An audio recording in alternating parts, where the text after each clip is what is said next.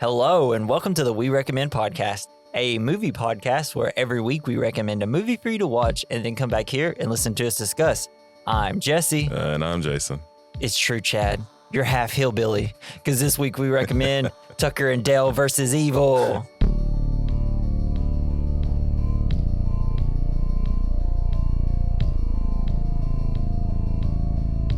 Yeah. Man, I think I'm half hillbilly too. Well, we're in Tennessee. We're all half hillbilly, I believe. Just not to the same extent as West Virginia. So when was the first time you watched this movie? It was, I don't know, maybe a few years ago. God, I love it. I love Alan Tudyk. And Yeah. I don't know what Dale's actor's name is, but Tyler Labine? so funny. Yeah. Yeah, he definitely, Dale kind of steals the show. He's just so funny. I mean, Alan Tudyk is, of course, funny throughout the whole thing as well, but like I never really saw the Dale actor in anything before. Yeah, And man, it was just like, whoa, this guy is great at I being love his hat. He's a hillbilly. Giver. Yeah, Giver. Because he's the good guy. Giver. Yeah, I remember watching this and just being like, I knew nothing about it. I just thought it was a movie about these two killing people. And it was such a nice surprise that it was such a funny movie. And they took the element of kind of, especially around this time with slashers, how unbelievably annoying the people you're supposed to root for are. And it was like, oh no, they're the bad guys to themselves. So which is kind of a thing for horror movies where it's like, you know, if you guys would just act normal and like just run completely away from the opposite direction and don't trip and just drive off, you'd be fine. Yeah, everyone get in the car and leave. And just go. Who cares? Right? Go to the cops saying, we ain't going back. They killed this person. Here's their location. Yeah, I feel like it's a great comedy of errors, I guess. And a slasher. It's like, it's weirdly got a really good message, which is communicate, guys. Don't judge people and communicate. That's all you got to do. Unless you're Allison, it doesn't work. Yes. In fact, Dale, I mean, I'm sure we've both been there. You have trouble talking to girls. And when you're holding a scythe. Yeah, I hate when I'm holding a scythe. Nothing you say can come out correct. Yeah. I think the three leads kind of really nail it. What do you think about Chad? I hate Chad. It makes me hate everyone named Chad. It's like the actor. I was thinking, like, I mean, he does really good at being intense, but like a part of me was like, man, I wish Adam Scott was a little younger back then. And I feel like he'd be a great Chad. Yeah. But I thought he was a good Chad. He's just the perfect person to hate. For sure. It's like, how's anybody friends with this guy? This guy is terrible. Oh, I think that's the fraternity thing, right? You just pay to be friends with people. Yeah, I guess it's like, well, we're stuck with this guy. No, he's like probably the head douche. But you can't tell me this guy hasn't killed anybody until now. Or at least done something terrible to a woman. Oh, yeah, I'm sure. Yes. But it is really... He's just got like a medicine cabinet full of roofie. Yeah, exactly. It is fun to watch his transformation of being like just a tool to a complete psycho with half his face burnt off. Yes. It's so funny. And then he becomes a Bond villain towards the end. When he's like, as soon as he hooks her up to the little saw, I'm like, what are we doing, dude? Just kill her if you're going to do it. Like, why are we doing like a James Bond-esque scenario here? I guess this is how all James Bond villains are created. Yeah. So do you think like, I love the idea of them having this cabin in the middle of the woods. Yeah. Any other person, it's terrifying. But for them, they're like, aw. I know, they're like best. I can't believe we have this vacation home. I know, they're like best pals. And maybe there's like a little possible like love interest with Tucker. I think, I think they're just, they're just like two best buds that aren't scared to be who they are around each other. But it's like, I kind of would love to have a cabin like this.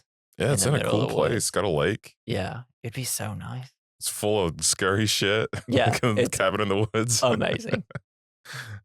And I actually have some facts about that cabin. So, the design for Tucker and Dale's cabin was based on both Evil Dead and Wrong Turn. Nice. And Eli Craig, the director, showed production designer John Blackie pictures of both and asked if he could make a hybrid of them. And that's what he did. And if you see the pictures, it's almost like a perfect hybrid of them. Nice. Yeah, it's so good. And then some others. So when co-writers Eli Craig and Morgan Jurgensen were brainstorming ideas, they came up with 2 scenes long before they had characters or even much of a plot. These 2 scenes were one of the rednecks wielding a chainsaw while being chased by bees. Hell yeah. And the other was, of course, the iconic wood chipper scene. Yeah, I was going to guess that one. One I couldn't guess. Those are kind of like the 2 best deaths in the whole movie. Oh, man, they're incredible. That and the fact that chamomile tea is a part of a death. Yeah. And so before shooting began, Alan Tudyk and Tyler I should have looked up how to say his last name. Labine. Labine. That makes more sense. Spent time rehearsing as well as just hanging out and bonding with each other. And this made their chemistry on set all that much better. And they even reunited in Dirk Gently's his holistic detective agency several years later. We have to find out that. We have to find it and watch it. Yes. I love Alan Tudyk. Basically everything that he's in, he's such a likable character and a likable actor. Yeah, he really is. You see him and you're like, I'm in safe hands. Like Dodgeball, like he's the pirate Steve. Yes. And doesn't he have a show? There's like a sci-fi show, something where he's like an alien or something. Oh, I don't know about that. I know he was in the movie that was based on the show Firefly. That was a science fiction show. Oh, snap. I forgot he was. Oh. But he's not in the show, I don't think. I think he's. Yeah, he might be. He's Hoban. Hoban? I've only watched it once. He's the pilot. Yeah, he is in the show. I do remember. I only watched like 3. He's in a show called. I love that show. He's in a show called Resident Alien. Oh, nice. I've heard good things about that. Apparently, it's supposed to be really good. I've heard good things. Yeah. And I'm trying to see what else he was in. Man, just kind of he does so much voice work. We're never going to. He's in Rick and Morty a few times. Hell yeah. I love the chicken in Moana. It's just the most perfect macaw, I guess. Yeah, I don't know. It's wild.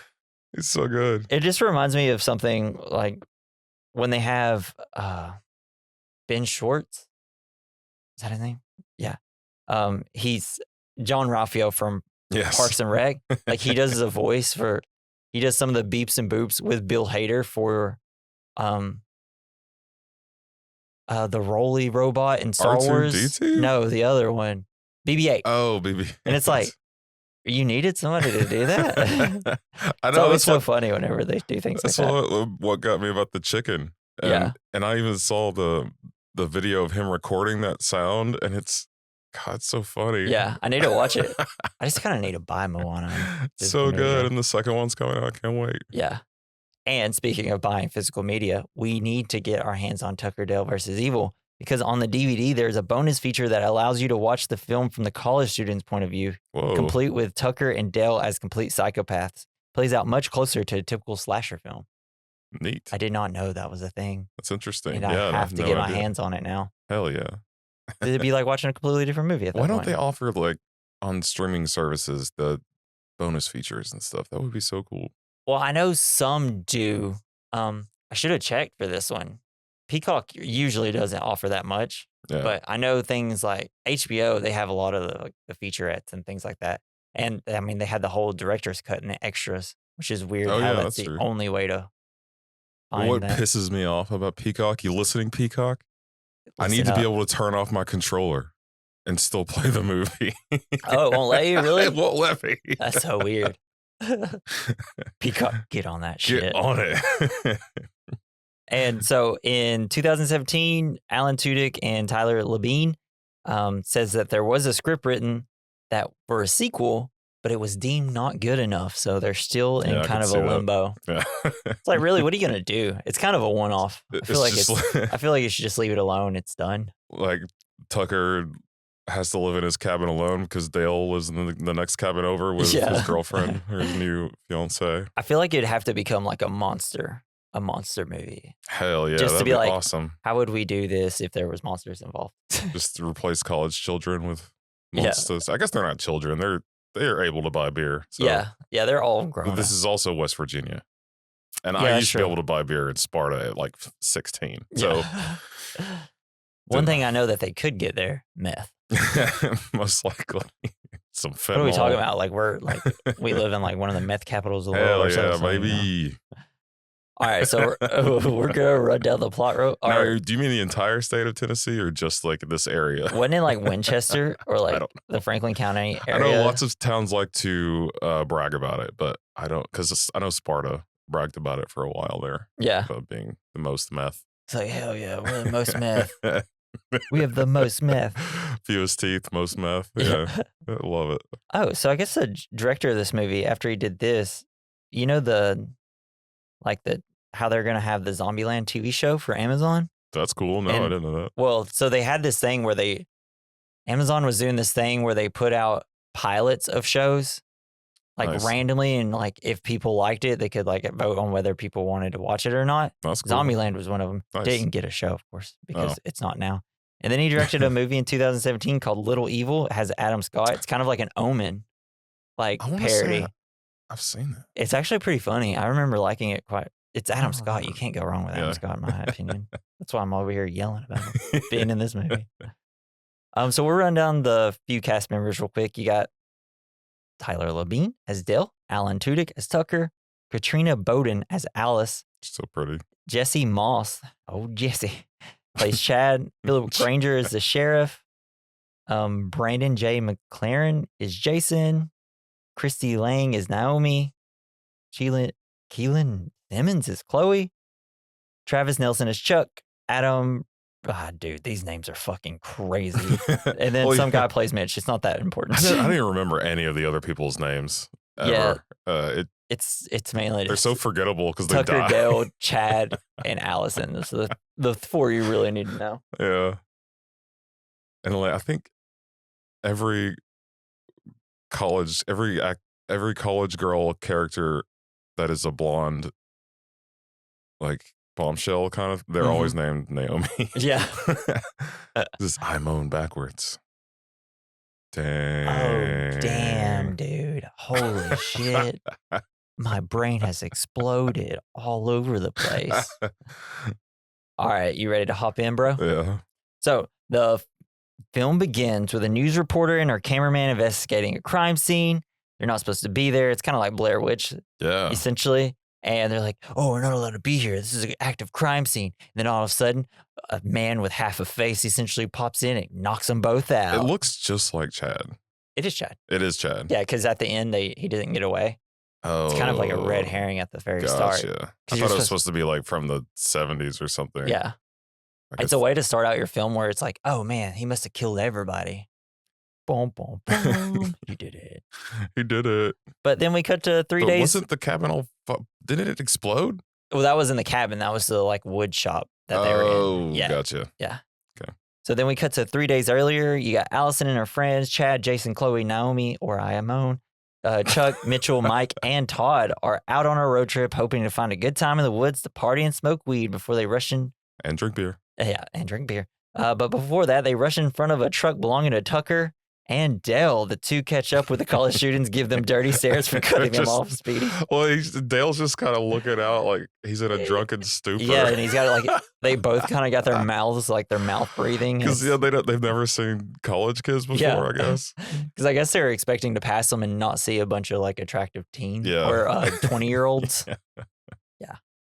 And then they talk about beer, and then all of a sudden they remember they forgot the beer. No. That's they all freak the fuck out. So true, though. Good luck. I mean, it's a good thing there was a gas station. Yeah. Sometimes those places don't even serve beer. Yeah, it's like you got to hope they have enough. I mean, there's like 7 of them. There's like 7 people. You're going to have like 40 beers. Now, I'm sure like some of them are lightweights. Oh, yeah. Probably Chad and like 2 other little guys aren't lightweights, but the other ones, they're like, one of the guys is skinny like me. I mean, if he's just now starting to drink, he's definitely going to be drunk after a few beers. I love how Chad has to use his inhaler after every time he smokes weed. Yes, it's so funny. I love it. because he smokes the weed, takes the inhale, and then blows out all the smoke. So there's like extra smoke. Yeah, because so it's like the triple, like the shot with the you know what I mean. I can't remember what it's called. So they go to a store, and at the store, Chad and Allison walk inside to see Tucker speaking with the store clerk to give each other a stare off, with Chad and Allison believing they are intimidating them, but in reality, the two hillbillies were intimidated by them. And I love it because they're just listing the things that they need. And at first, it starts off as just kind of like normal things, and then it was just like nails, scythe, saws, just nothing but things that's like, uh-oh. And then Allison is browsing the store and then moves like a piece of product from it and just sees Dale staring right at her. He's like, oh, God, on the other side of the shelf, and becomes frightened and turns around. Chloe then comes in and confesses, Alan, this place is creepy. They agree. And she agrees. This is the place you go to in Kentucky, and they tell you you must be lost. Yeah. And that means lost. Get out of here. You need to get out of here. You're lost, boy. It happened to me. Oh, God, it was so scary. Yeah. This when MapQuest was a thing. You had to print off directions like a pirate. So it's like, you have no other options. It's like, I'm sorry. This is where I have to stop, okay? Yeah, luckily I've never run into those. I usually know I'm like, we ain't stopping here. I will stop at a Shell station only. So after the two leaves and Chad purchases beer, Tucker and Dale, who are both munching away on pickled eggs, are putting their supplies in the truck. Never had a pickled egg. Me neither. I hear they're good. I don't really want to eat eggs like that unpickled. I like What do you mean, like hard-boiled eggs? Yeah, I don't like the situation. I love that shit. You scramble them up. I'll eat them for days.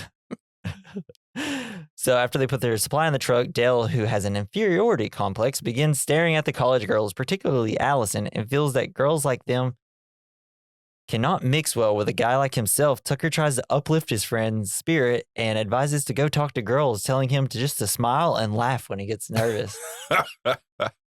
I love just like, damn it, Dale, you're never going to get anywhere if you think like that. Yeah. You are a handsome man and you got a good personality. Now go talk to them girls. So good. Yeah, I think Tucker might be in love with Dale a little bit.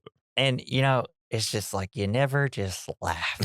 You never just laugh unless there's a reason to laugh. You can smile, a small smile, like, hi. So taking the advice, Dale, while holding a bushwhacking scythe, approaches the girls and attempts to strike up a conversation. Going camping. Well, Tudyk, so this easily terrifies the girls, which makes Chad step in and scare off the nervous hillbilly. He tries to kung fu his ass. Get out of here. We don't want any trouble. So funny. Chad's so aggro. I mean, you can't blame them though, right? Like at this point, I would be the same way, like, what the fuck? It's like, yeah, so they stared at us on the road. We met them. They're buying a bunch of saws and stuff. And then one stares at me in the store. And then he walks up to me with a scythe and just starts smiling and laughing. So the college students continue on the road trip while Tucker and Dale drive to their newly acquired vacation home, which the two were dreaming of getting. All the while, Tucker continues giving advice to Dale that life is short. You got to go after what you want.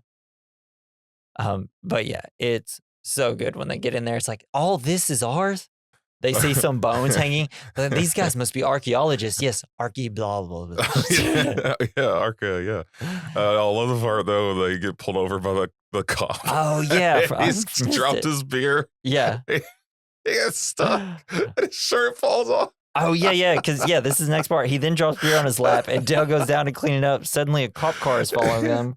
And he gets stuck. Yeah, and then he gets stuck, and it looks like he's getting a blowjob. And then he like pops up right at the right time with his shirt off. Yeah. And when the cop walks up, and it's like, howdy, Sheriff. Mighty fine day, bro. Yeah. Tucker hands him his temporary license. As he lost his when being delivered via the mail, the cop begins interrogating the two and asks where they are headed. Tucker states they are heading to their new vacation home in the woods. The cop warns them to stay away from that place as dangerous things happen there and tells them they should He's a scary cop. Taillight. Yeah. He's creepy. Hey, he's in West Virginia. You never know what you're probably seeing there. You have to come in and intimidate him. And I'm assuming probably read his plates and was like, "You're not from around here, are you?" Well, Tucker and Dale are, though. Yeah. So the two finally reach their cabin, which they call a fixer-upper. Yeah. Is this what they call a fixer-upper? Oh, yes. Most certainly. It's a death trap. Yeah. Seemingly impressed by the shoddy wooden house, the two go inside to see bones hanging from the ceiling, which Tucker assumes belong to archaeologists, and newspaper clippings on the wall, all of which connected to the Memorial Day massacre, but ignored by the two friends as they caught an eye of a coupon instead. Yes. A coupon, no expiration date. It's so good. So the cabin is falling apart as Tucker leans on a pillar. It creaks, and a beam of wood with nails poking through. The end of it falls. Dale saves Tucker from being impaled through the head, and the two agree to fix it as soon as possible. Of course they do not.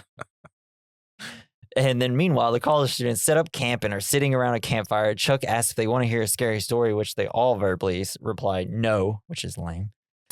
Chad, it's also in the middle of the day. Yeah, it is. I know. I was like, why are you doing it now? This is the worst time to do this. It also looks like a terrible camp setup. Yeah, these guys do not seem. They don't know how to camp. I feel like they would be there, and then like in the middle of the night, everybody'd be like, "You want to just go home?" Yeah, let's leave. I don't want to sleep. I want my bed. So Chad then comes in and asks if they want to hear a real scary story, in which the others comply. Because if Chad says something, you have to say yes. Otherwise, you might get murdered by him.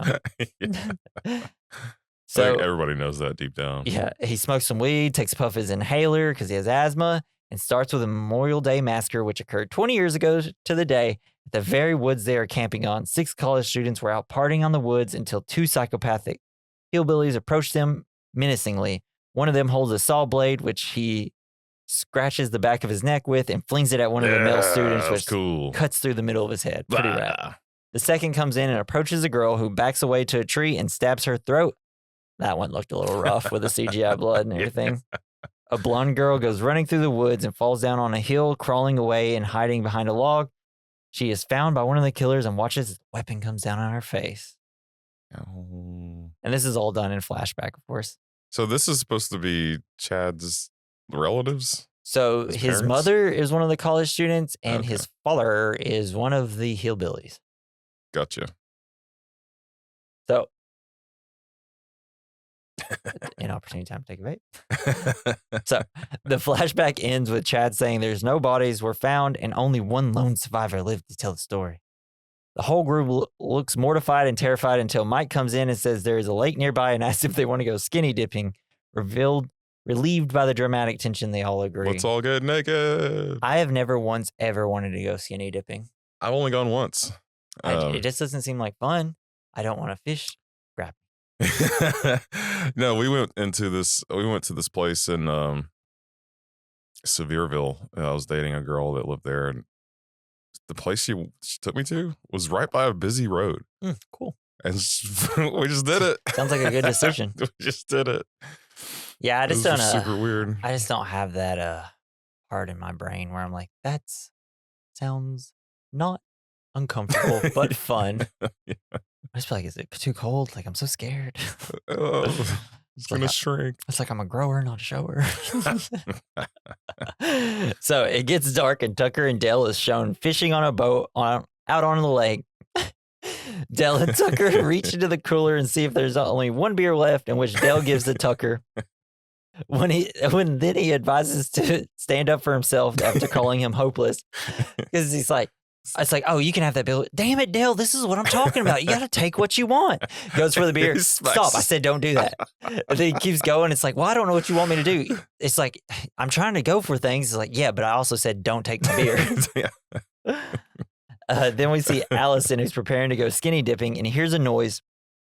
Turning around, she sees that it is Chad scaring her with an axe. She is easily turned off by it, but approached by the drunk Chad, who begins to tell her to drop the act of pretending to be better than everybody. He then confesses that he's glad the two get to spend time together before trying to kiss her.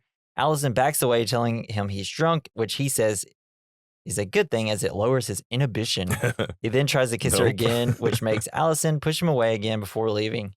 Yeah. So did you ever have a friend? I had a friend in high school who would say things like this to women, like, "You're better than all your friends. Like, you and me should be together." Like, really? It was super creepy. I mean, I guess like, and he would pop his collar and everything. He reminded me of Chad, even though his name was something else. I can't. Yeah, don't say it. Yeah, it's definitely a very like, oh, if I just tell her that she's better than everybody else, she definitely want to be with me. She'll be just as shallow as I am. Yeah. It's like, I don't think it kind of works like that. I think you got to be like, you're so beautiful. Oh, I love you. Yeah, guy's a creep though. You got to watch out for this guy. But I'm sure he's going to be the hero and not the villain, right? Because Tucker and Dale are. It's so brave. So the rest of the students take off their clothes, drop into the lake, which captures the attention of Tucker and Dale, who can easily see from a distance a topless Chloe. I love how Dale tries to go turn the boat around. Yes, because like Dale's immediately like, no, we can't do this. He attempts to row away while Tucker catches a glimpse of Allison take her clothes off, and he's trying to get closer. Dale's trying to get further away, and they're just spinning in circles. He's like, damn it, Dale, if you don't stop rowing. It's so funny. Those two are so funny together.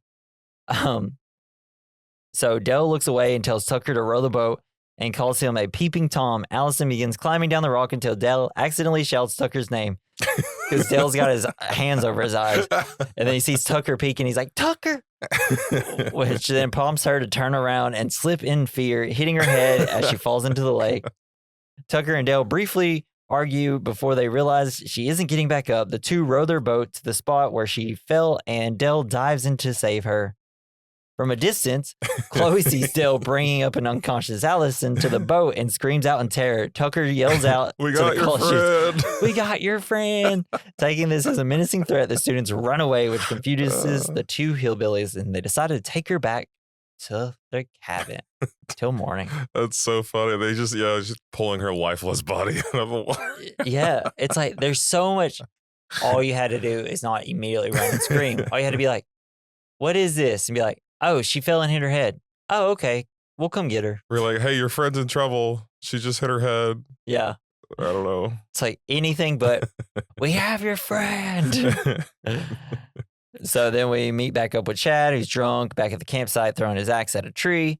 Frightened students tell Chad they saw the two hillbillies take Allison. He picks up his axe and runs to the shore, but it's too late. The two hillbillies carry the girl off into the fog. Next morning, Allison wakes up with a bandage wrapped around her head, dazed and confused upon looking inside the cabin. Do you think Chad had been waiting his whole life for this moment to kill someone with an axe?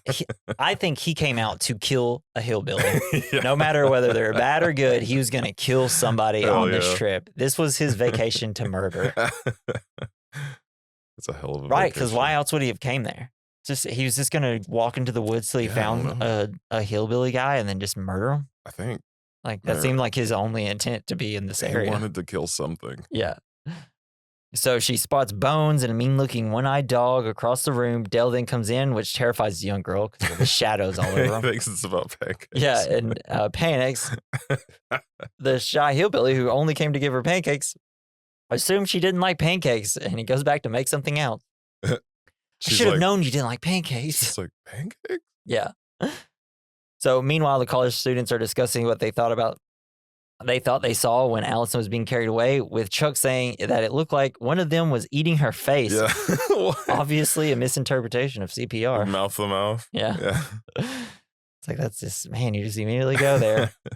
It's like, I'm not even like that classist. I'd be like, well, they're probably not eating their face. I would have swam after her. I think they're ready to believe just about anything at this point. Does West Virginia have alligators? No. They don't? I was just curious because it kind of looked like a swampy land almost, more than just like a lake. Just in the areas that they were, I was like, this could look actually a little. I guess it was just because it looked like a creepy area to be in. Yeah. Like the shallow end of a lake or something. I still wouldn't trust it. There's still something biting you in there. It's probably snakes. Yeah, it's like methed up fish. There's lots of things to be afraid of out there. So Naomi then suggests calling the police, which Chad disagrees with. Seeing it, he fucking smashes her phone. Yeah. Fuck you, Chad. Yeah. Seeing it had a chance to fight evil without any rules or regulations, remarking, "It's just us against them." Chuck volunteers to take his father's truck to find help, which Chad is put off by, but says he can and leaves if he wants.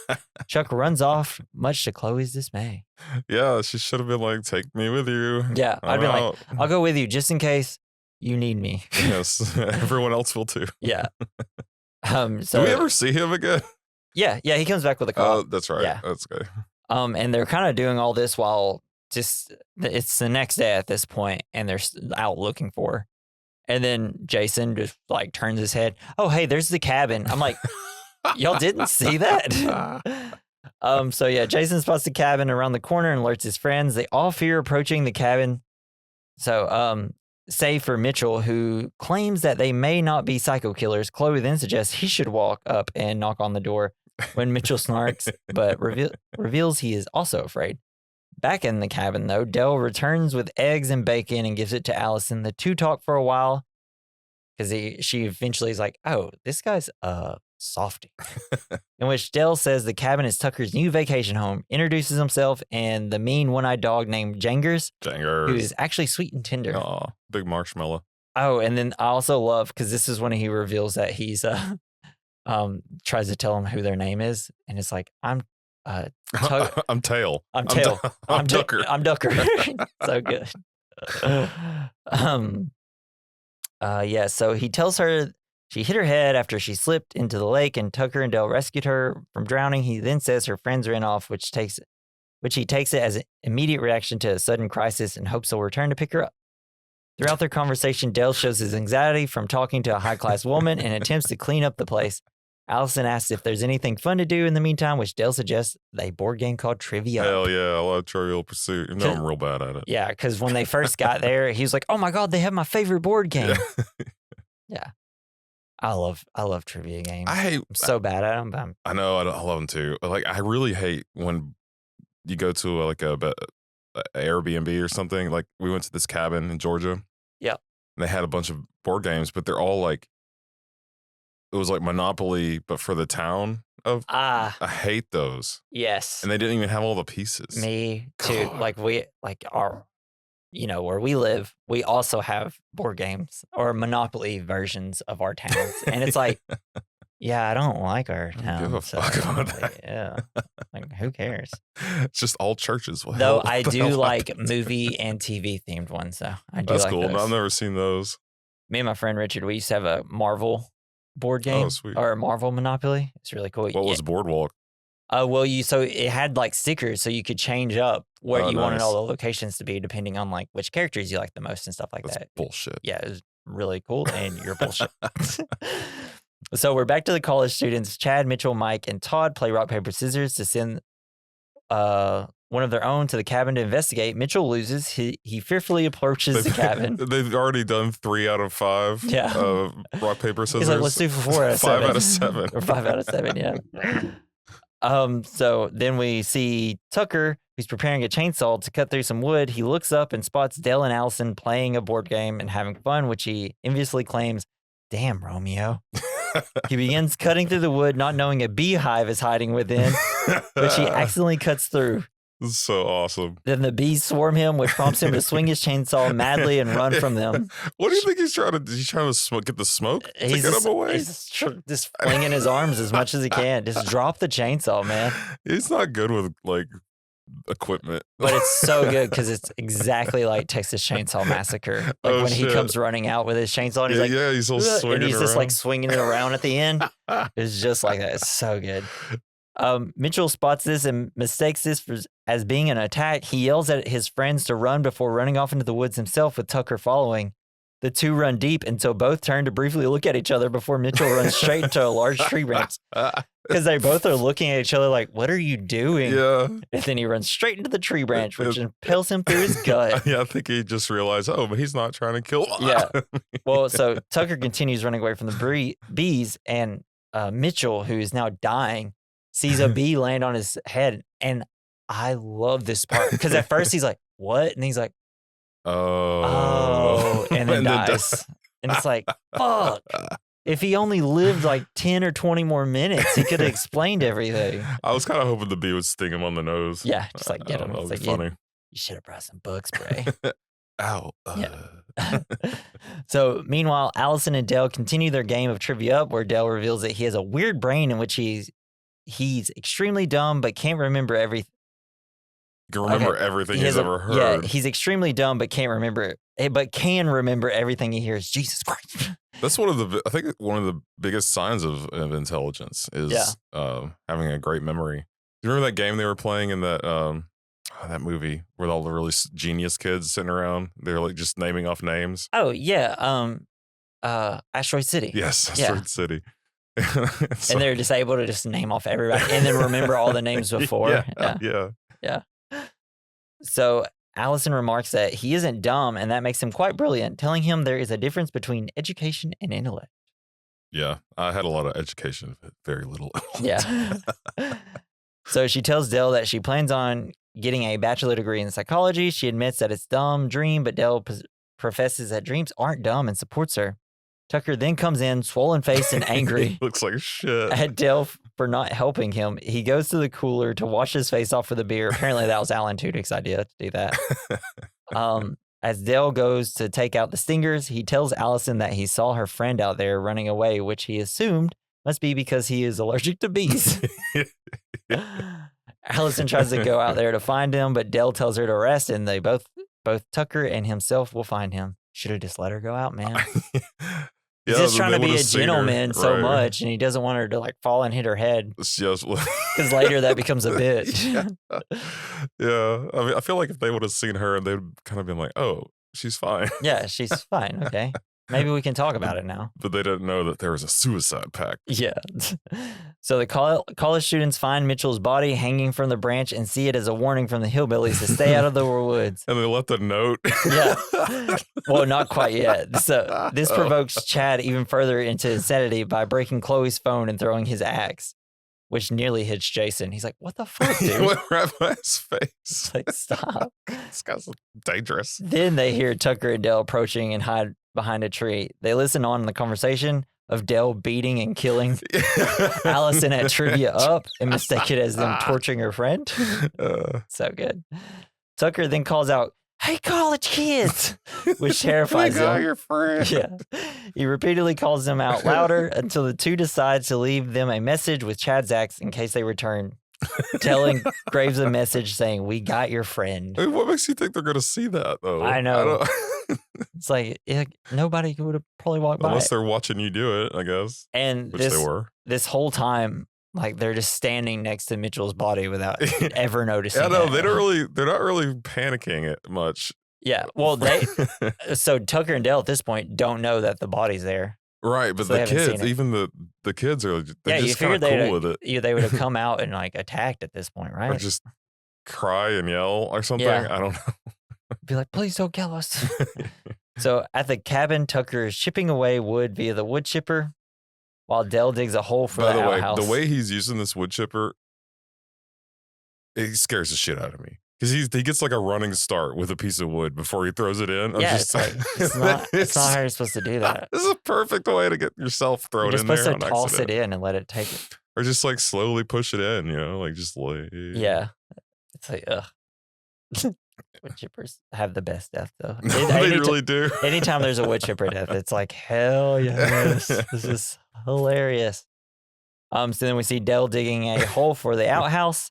Allison, who is refashioned Dell's clothes to fit her, approaches him and volunteers to help out, which Dell refuses, but is surprised to see the high-class college girl able to dig an outhouse hole.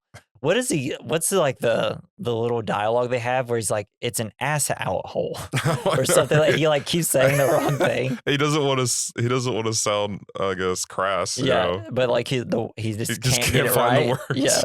Yeah. So she confesses she grew up on a farm and had to work there. The college students, and I love this. He's like, "Whoa, she can sling something? No way," because I mean she's using a pickaxe, and he's like, "Whoa, I can't believe she can do this." I'm like, anybody can just swing something over their head. It's not that hard. It's not that impressive. But she's willing to, which is impressive, I guess. I just dig the poop hole. It's as much as they are. It's like, I guess that's kind of the good thing about the movie. As much as like all the college students are judging them, like Tucker and Dell are just as judgmental towards like high class people. It's just a movie about classism. It's so fun. Yeah. So yeah, the college students return, hiding behind some bushes, and see Allison digging away at a hole while Dell watches in amazement. They quickly assume she's digging her own grave. Maybe there aren't any women in West Virginia. There might not be at this point. We haven't seen any. On Black Mountain. Todd holds his spear, Chad readies his axe, and Mike prepares his pocket knife, and they split up into 3 groups, with Mike, Chloe, and Naomi going after Tucker, Todd going after Dell, and Chad and Jason remain where they are. Once they all get into position, Chad makes his call to charge, which catches Dale's attention and sees Chloe and Naomi from a distance. He calls out to them as Allison hears Todd charging at Dale with a makeshift spear. She calls out Dale's name, which makes him turn to see Todd before accidentally knocking Allison out with his shovel and slipping into the outhouse hole next to unconscious Alice. Todd then trips on a branch, flings his spear next to Dale, and then impales himself by falling on it. God, dude. It's like, what luck? It's like a Rube Goldberg, Goldberg like, contraption. Yeah. Just that kills you. Yeah. And then as this is occurring, Mike sneaks behind Tucker, who is casually throwing wood into the wood chipper and takes out his pocket knife. He flings forward, preparing to stab him, but timed it wrong. Then Tucker bent down to pick up another log and falling headfirst into the wood chipper. Tucker grabs his legs. Yeah, and he panics. There's blood splurting everywhere, all over Chloe. Are you okay? Get out. What are you doing? He grabs hold of the legs and tries to pull Mike out in no avail. The machine shuts down, and frightened Tucker eagerly asks, "Are you okay?" Before frustratingly kicking the machine. And of course, you get like a visual from, I think, like Chad's perspective or something, where you just see him holding the legs. So it looks like he's shoving them in instead of pulling them out. Yeah, so good. So Dale, covered in Todd's blood, runs into the cabin with unconscious Allison and panics at what they just saw. Tucker follows, covered in Mike's blood. The two panic and contemplate the college student must be some sort of psychotic suicide pact and runs around the woods, killing themselves. I put down the dialogue. Tucker, all right, I know what this is. Dale, what? Tucker, this is a suicide pact. Dale, it's what? Tucker, these kids are coming out here, killing themselves all over the woods. Dale, my God, that makes so much sense. But then Dale says something right after that's also just as ridiculous, but Tucker's like, no way. What does he say? I can't remember what he says. I don't remember. He didn't have it in the quotes. Yeah. So they hide all their sharp objects. He's like, we have to hide our sharp objects in hopes of avoiding any more needless deaths. Still suggests calling the cops, but Tucker claims it will only bring more trouble as it can label them as the two killers, adding that only a moron would believe college kids are killing themselves in their property. Tucker then suggests hiding the bodies. I got the quote. Tucker, what am I supposed to say, Dale? Oh, hidey-ho, officer. We've had a doozy of a day. They're minding our own business, just doing chores around the house when kids started killing themselves all over my property. Which is what they say, isn't it? Yeah. Like, exactly. Yeah, that's why I had to make sure I put that, because in a second I'm about to say it all over again. So the college kids regroup with Chloe desperately trying to light a cigarette while covered in Mike's blood and Naomi asking, why didn't they go for help before? All the while Chad is casually sharpening his axe. Jeez, Chad. They all agree to go get help except for Chad, who wants to continue his survival game. He remarks that it's us against them and says that they must destroy evil in order to live, and anyone who tries to run deserves to die. Fuck. Which disgusts Jason. Yeah, man. I'd leave. Yeah, I'm like, all right, so there's psychopath hillbillies, there's a psychopath rat boy. I'm out of here. I'm walking to the road. And isn't Naomi like, sure, the other girl's like, we should walk. She's like, 40 miles? You shouldn't have worn your hooker shoes. Her hooker shoes. Your hooker shoes. So suddenly they hear sirens from the distance. Chuck is inside the passenger seat of a cop car, the same one that pulled Tucker and Dale over, and breaks upon seeing Chloe approach them.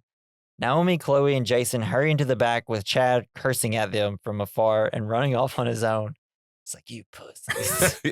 And why is she wearing those heels in the woods anyway? I don't know. What is wrong with these people? I don't know. They're just your classic. Well, you have to have your archetypes. Yeah. You got the dumb blonde or the whore. Yeah, you have your virgin, which is Allison. I'm not sure which one's supposed to be like the goofy one. The fool. Yeah. And they all have to die except for the virgin. Except for Allison. And Tucker and Dale. Speaking of them, Tucker and Dale, in the meantime, try to get Mike's lower half out of the wood chipper, which makes Dale very queasy. They successfully take it out and drag it, only to see a cop's car stop in front of them.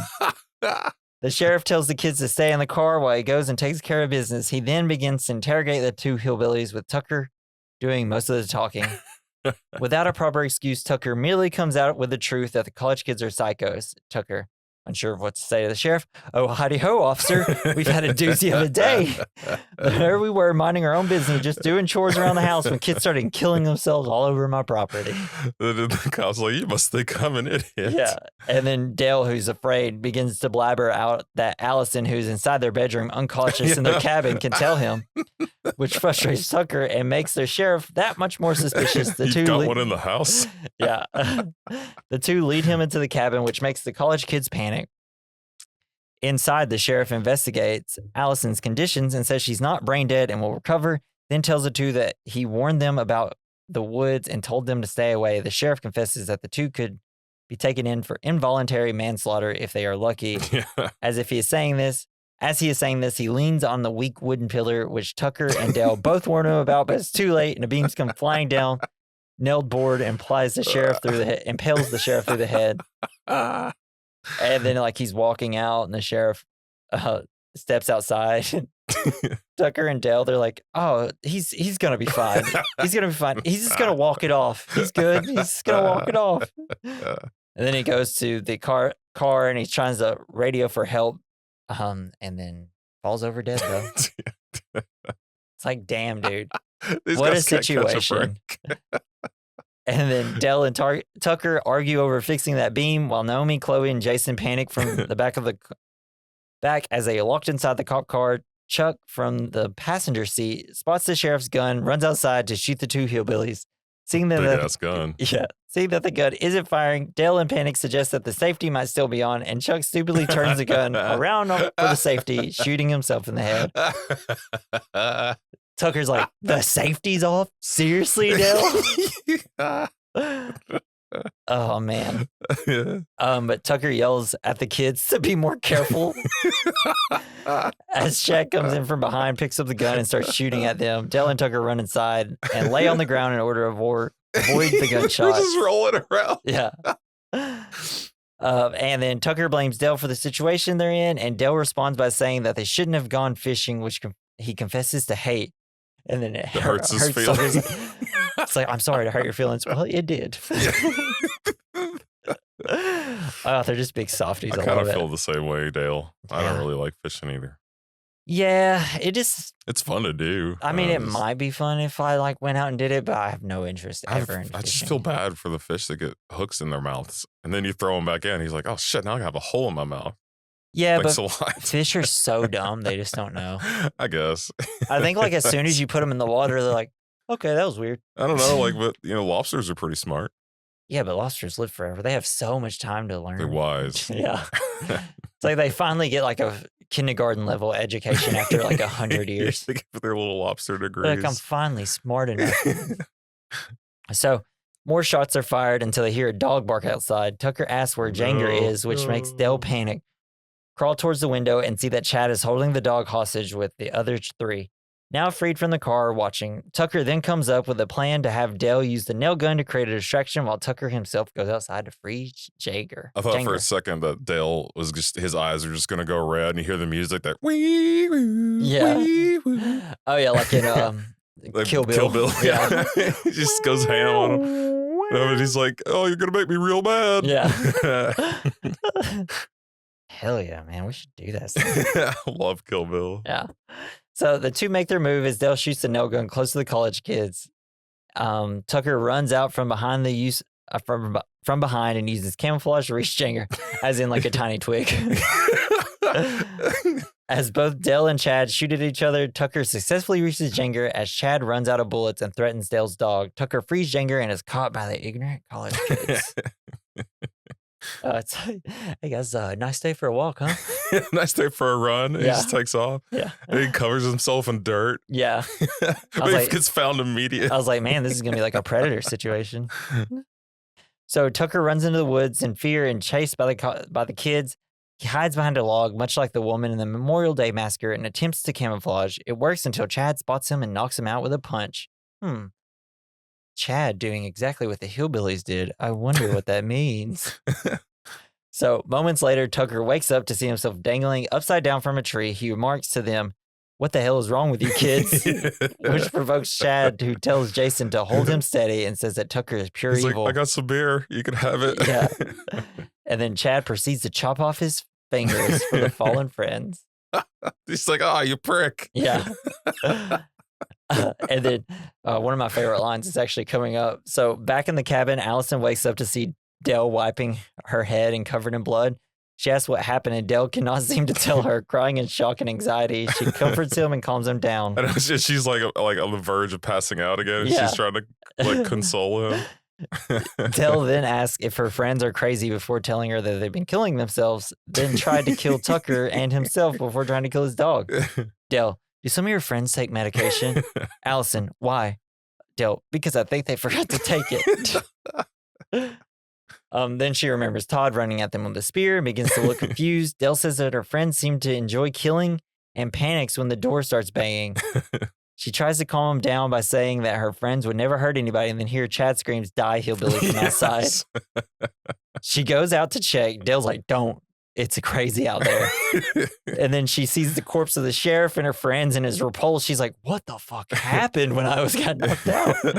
Ew. Because everything was fine. Then she gets knocked out and it's a massacre.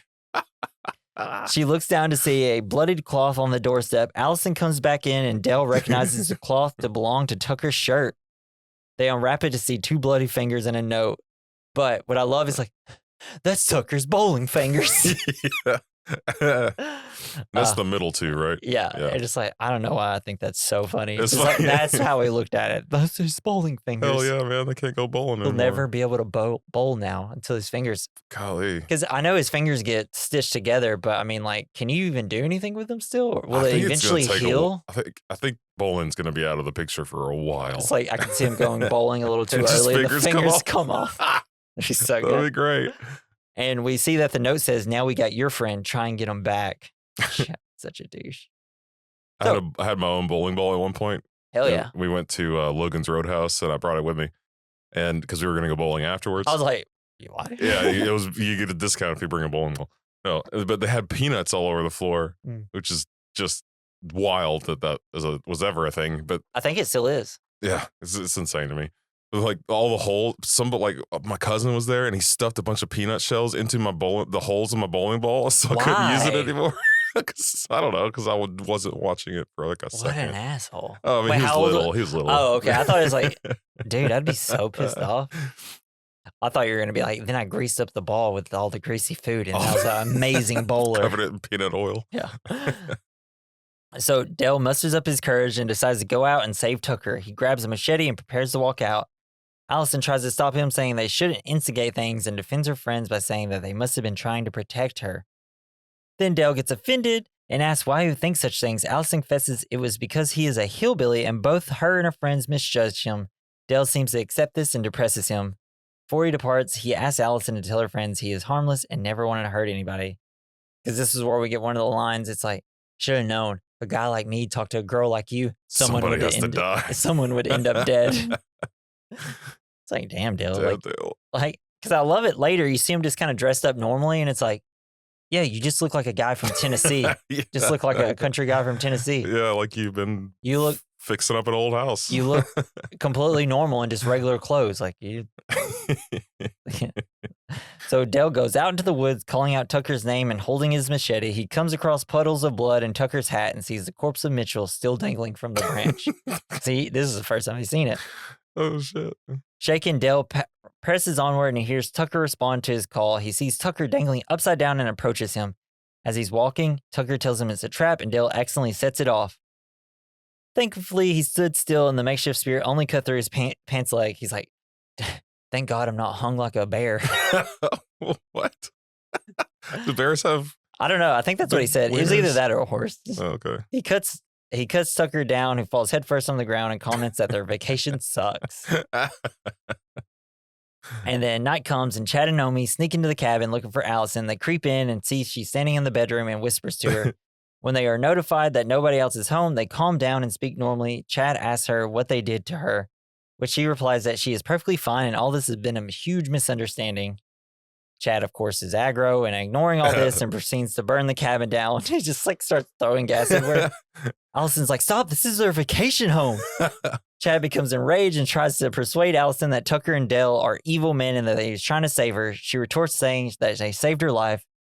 Then fucking Naomi makes a comment that Allison's developed Stockholm syndrome, which angers Chad. She's like, she has not been with them long enough to have Stockholm syndrome. I don't know, man. Like that takes like a I guess it would take a couple hours. For Stockholm I don't syndrome? know, maybe. I would think it'd at least be like a week or something, because you'd be scared for most of it. Because remember when during the Olympics when they held all those people hostage? Yeah, that Munich. Yeah, Munich. I think several of those, or maybe just one of those people had Stockholm syndrome. But how long were they? That was like a couple weeks. Oh, they were? I think so. That was a long time. I thought it was just like a day. I can't remember. We'll have to rewatch Steven Spielberg's Munich.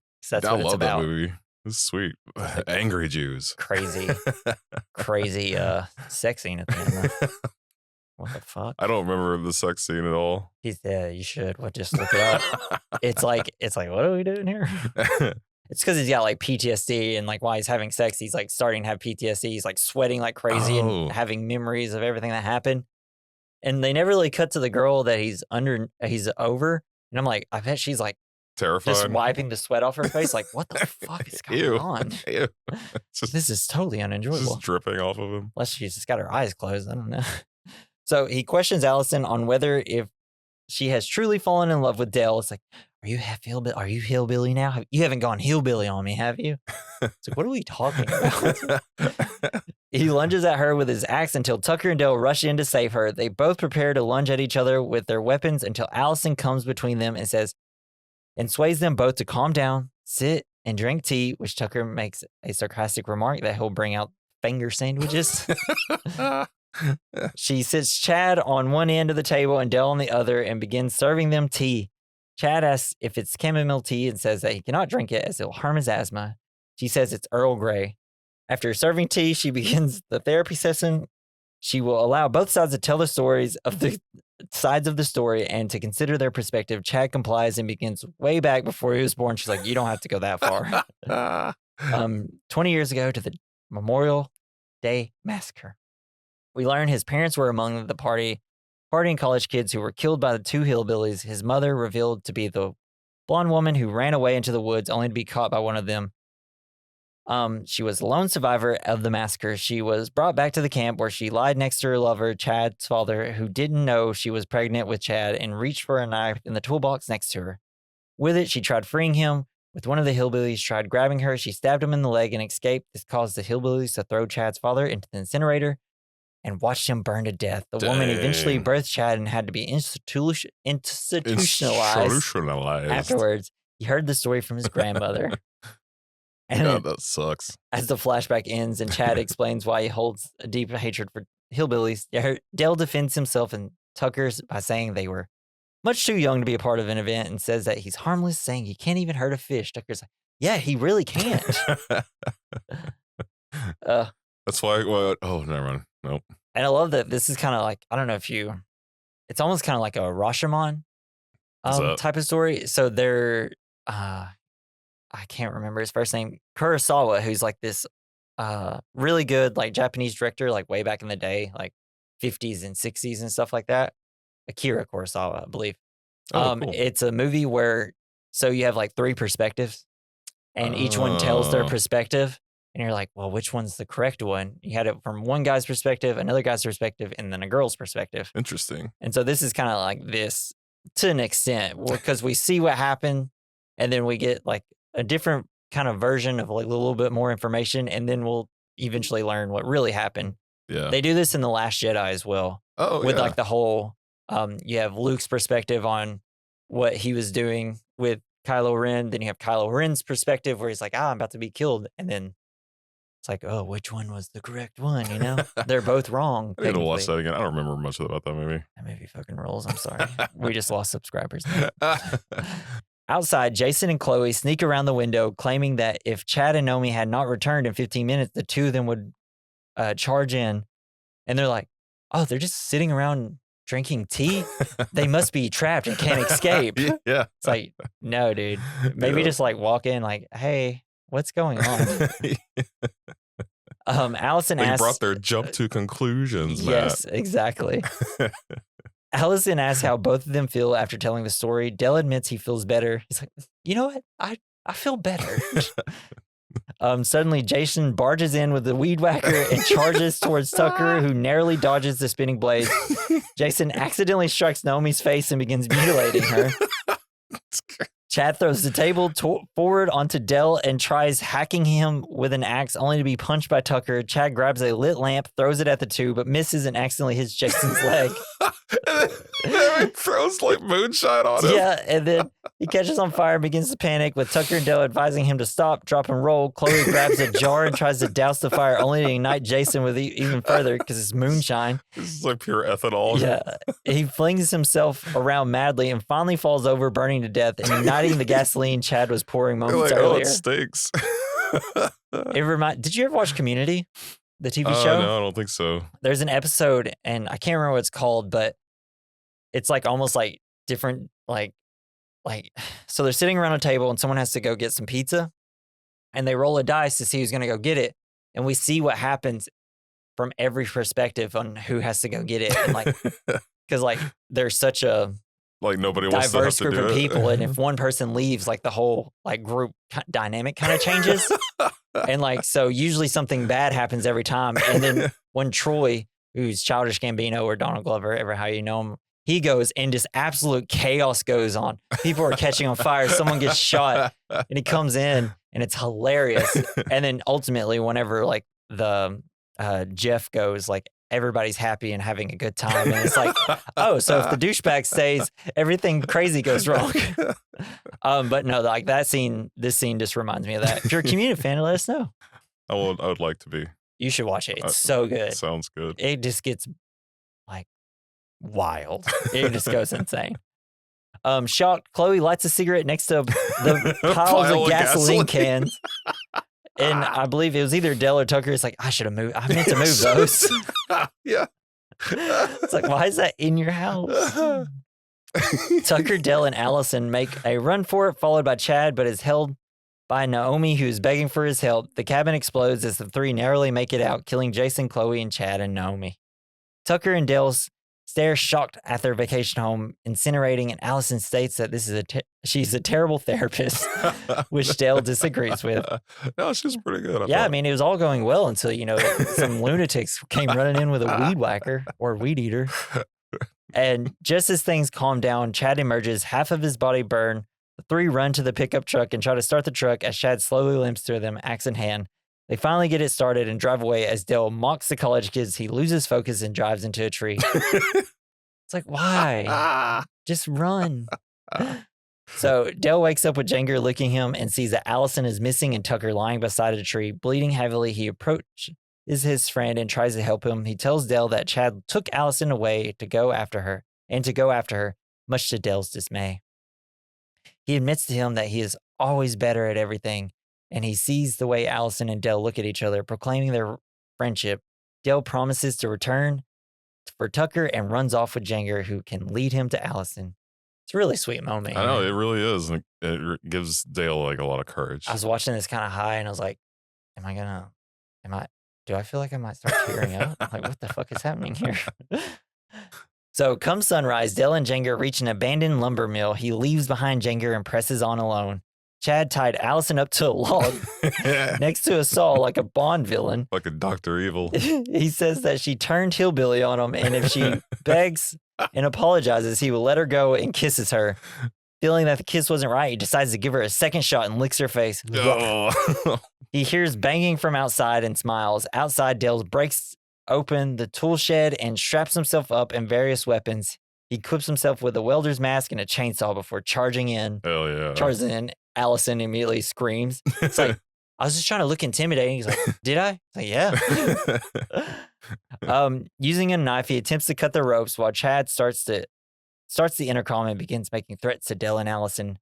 The machine starts in the log. Allison is tied, slowly begins to saw it vertically in half. Dell continues to struggle with the ropes until Chad appears and attacks Dell.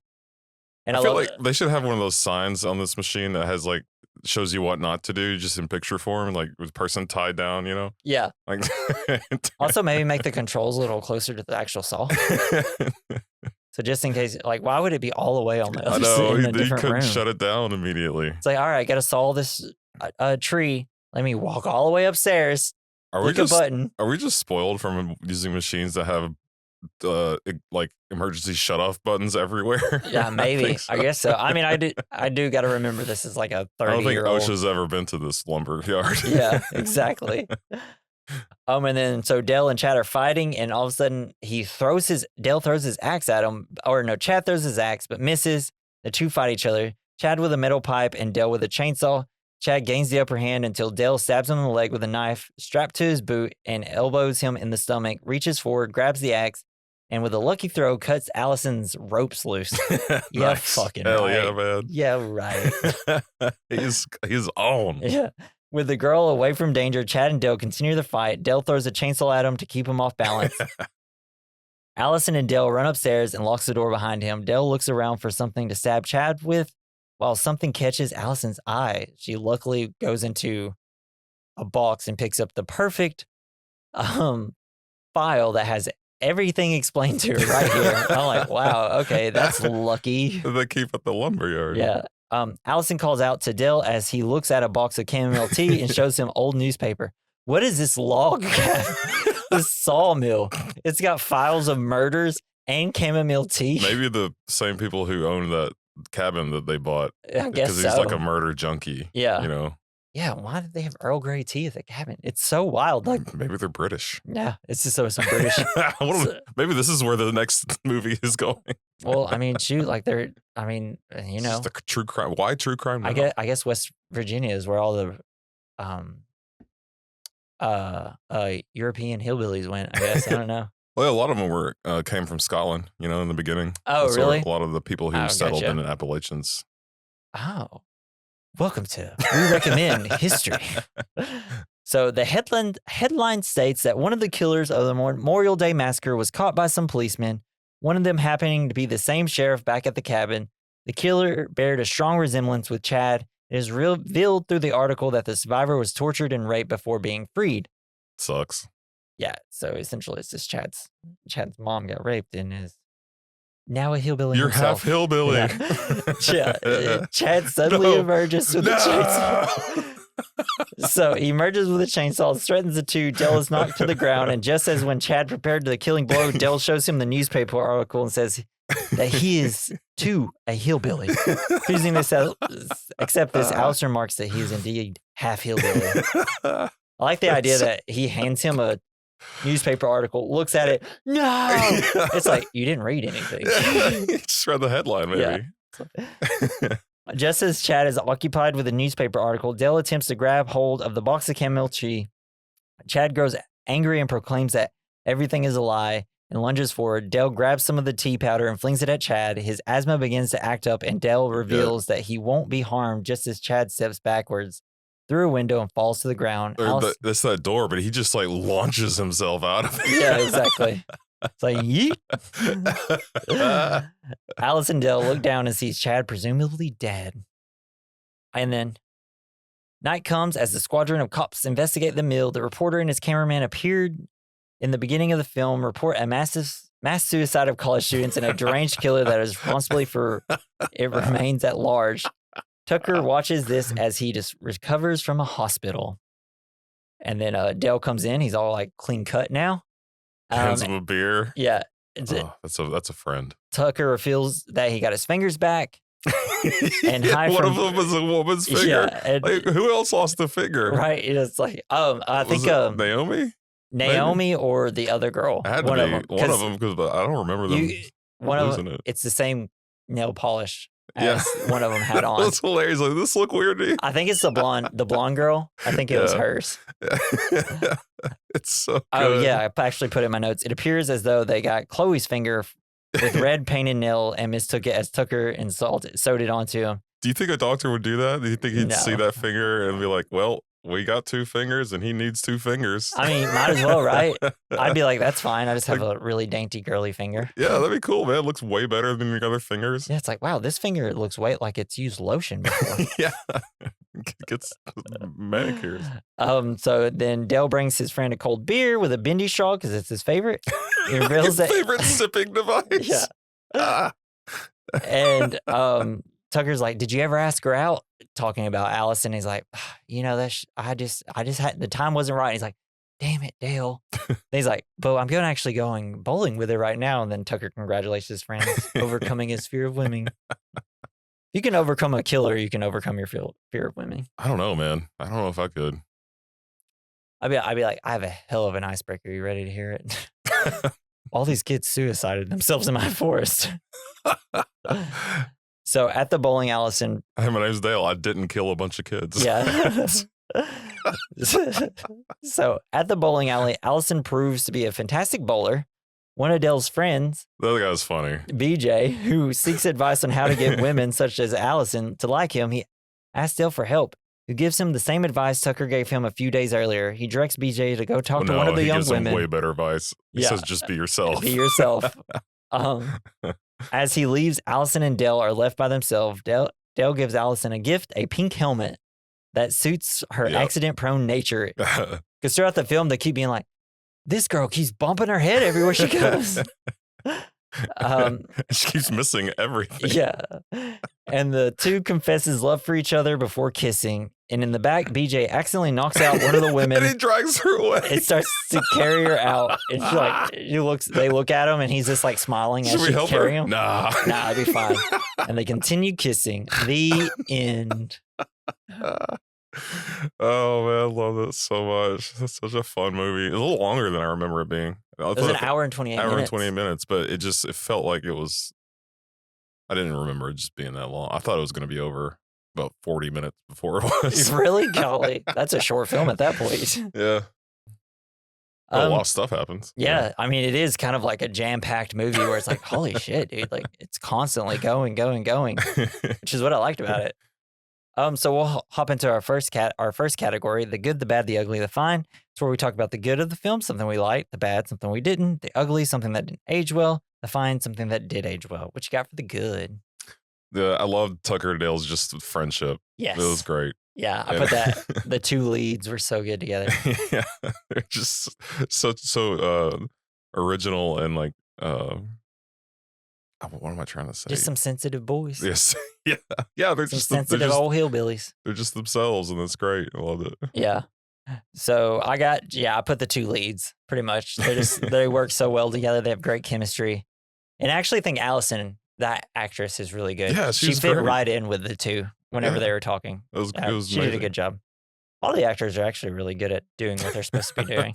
Chad is really good at being the most hated person. Yes. Every time he came in, I was like, oh, fuck off, dude. Yes. God. What do you got for the bad? I guess some of the CGI was a little iffy. Yeah. But like the stabbing through the throat, the flashback. But it was still cool. I don't really have anything that bad to say about it. Pretty much mine was actually a few spots of CGI. I didn't really have anything either. This is pretty good. What you got for something that didn't age well? I don't know. I don't think there's really any. I mean, I guess. I don't know. What do you? So I put. It's more of a filmmaking thing. Indie horror movie comedy color grading. It looks gross. The movie didn't have to look this way. Why does it have to look gray? It's something that they were doing in like from 2007 to 2012, where it's like, oh, we have to make it look gloomy and gray, and it's like, why? Yeah, because it's kind of a comedy. This is a comedy, and it's like it just kind of made the movie look a little more cheap than it had to be. It's like just have vibrant colors. Okay, yeah. So they're trying to make it look scary, but they didn't really have to. I it's guess, not that type of movie, or just depending on what camera they had, and they were just like, oh, well, the color grading would look better if it was kind of grayed down a little bit. I'm not sure, but I thought interesting. The movie looked gross, and I feel like it's just it wasn't super pleasant to look at. Would be my problem. Sure. I decided to put in the ugly because I just feel like a lot of movies around this time was doing this, and it's like we don't have to make everything look so desaturated. But yeah, that was my ugly. What do you got for something that aged well? I put the concept. The concept is cool. Anytime a movie is trying to put a spin on horror movies, I love it. Cabin in the Woods is like it. The movie I'm gonna put as my double feature is like that. It's like anytime someone does that, it usually ends up pretty decent. Even if it's not a good movie, it's still that was a good idea. You're saying they should take more chances with Or just like taking a spin on like the slasher flick. Yeah. Like, Okay. Cabin in the Woods was one. There's another one. Even like Broken Lizard Club Dread is kind of doing it. Hell yeah. Yeah. I don't know. It's just always fun. Scream, like they're taking a play on the slasher. They're kind of. But it was a slasher. Yeah, but they're kind of playing off the fact of because they all know the slasher movies and the whole like third act is scored by the Halloween soundtrack because they're watching Halloween the whole time. Okay. And it's just like, these are good ideas. Yeah, that was very cool. And like with this, you have the Texas Chainsaw Massacre thing. Just a lot of callbacks to the movies, but putting their own spin on it. All right, so we're gonna go to our next category. Double feature. It's a movie we recommend alongside this movie. What do you got? I was going to say Serenity. It's the movie about... With Alan Tudyk? Yeah, with Alan Tudyk, about the Firefly show. The Firefly sequel? The season, the show is very good. I loved it. The movie... I need to give it another shot. The movie Serenity is pretty good too. Yeah, it was like they couldn't get a budget for... like they didn't want to like do a whole nother season of the show because it didn't get a lot of views. I guess that's crazy to me. Didn't get good ratings, but everybody loved it that watched it. It was just like a cult hit, and then eventually it gathered, a fan base over time. They're like, we're gonna do a movie, I guess, because we can't get a TV show, so we'll do a quick movie. Hell yeah! I have not. It's a cool ass movie. I saw the first 2 episodes of Firefly, and I never saw the Serenity movie. It's good. It's got this. I think the actor from one of the Star Wars movies, the guy that was the stormtrooper, John Boyega? I think so. I think he might be in it. I don't know. His first movie was Attack the Block. Oh, okay. Oh, wait. I don't actually know when Serenity came out, though. He could be in it. Maybe it's someone else. It's probably someone else, but I don't know. It's just a cool ass movie. Oh, yeah. That was a 2005 film. So, yeah, he wouldn't be in it. So I chose the film You Might Be the Killer.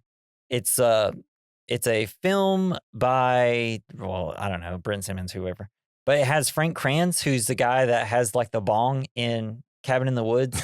He's kind of the stoner. And it has great. Allison Hannigan, American Pie. Oh, nice. How I Met Your Mother, the redhead.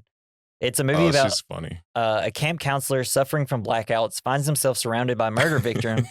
He turns to his horror movie enthusiast friend for advice and to contend with the idea he may be the killer. Because he keeps blacking out and then people keep dying around him. Oh, that sounds awesome. I remember watching it on, I think, Sci-Fi? No, I think I just watched it one day on Hulu. And I remember it being kind of funny and good. So I'd say give that a shot. I need to try to rewatch it, see if I still enjoy it. Those are 2 great comedic actors. Mm-hmm. Yeah. I know. I wish Frank Kranz was in more things. Because he's so funny in Cabin in the Woods. Oh, he's in The Village as well. Nice. Oh, and he produced the movie called Mass, which is about like a school shooting. Oh shit. Yeah. He's in The Dark Tower. Okay. Well, he did some stuff. I didn't watch The Dark Tower. Yeah, I wanted to read the books. Yeah, I want to read the books. Apparently The Dark Tower movie sucks. Yeah, the movie. I heard that as well. And that's our conclusion of the film. Woo! Woo! So make sure you join us next week because we will be doing Saw 2. Well, except Jason. He won't be here. I have to go to a wedding. He's going on vacation-ish type. It's not a vacation. It's not a vacation. It's a wedding. It's a weddings. Weddings. Why do people have to have them? I don't know. Just kidding. So make sure you join that. I'm going to try to get Devin and maybe Dakota on that one. Hopefully. We'll see. So join us next week for Saw 2. It's our official kickoff of Halloween. Saw 2, synced. So I synced. So yeah, and if you want to leave us some fan mail, as in like maybe a scary story, something that happened to you, ghosts, aliens, Bigfoot, skinwalkers, whatever. Spooky season. So send us something. We have a link in the description that you can click on and send us some fan mail. And then at the bottom, there's also a Gmail that you can send us something as well. Because I'd like to be saying like y'all scary stories throughout all of October. Yeah, what's your favorite cryptid? Yeah. Mine's skinwalkers. Yeah. Fuck yeah. Mine's Bigfoot. I'm classic. So yeah, join us next week for that. And if go to our link tree / we recommend podcast. If you want to follow us on social medias, thank you, Joey Prosser, for our intro and outro music. You can follow him on X at Mr. Joey Prosser. And well, this has been the We Recommend podcast. I've been Jesse. I've been Jason. See you next week. Bye. Bye.